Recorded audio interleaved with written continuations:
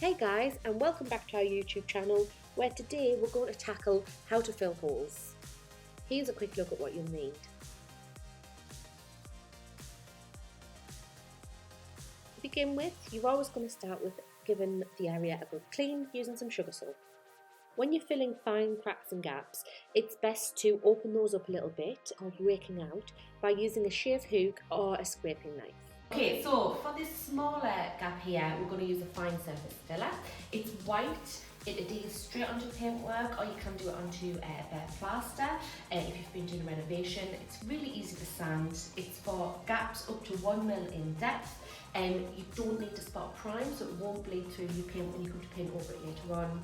And it's an 8-hour recoat time. So you're going to apply it, give it 8 hours before you start to paint.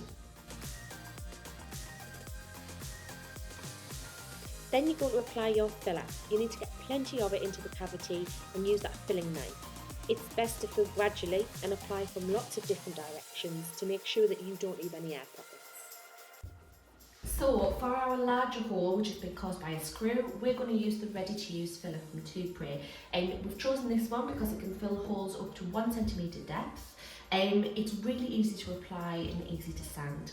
It's white, it won't flash, meaning that when you come to paint over top, it's not going to bleed through, so you don't need any spot priming, and it's repaintable after, it's paintable after 12 hours.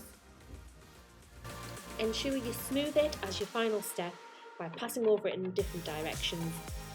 Once you've left the filler for the appropriate drying time, you're going to sand it to get a smooth surface. We've used a De-Nib pad here.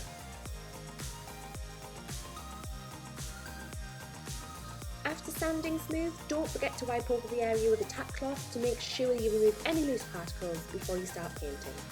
Now you're ready to cover them up with some paint, and you would never have known they were there.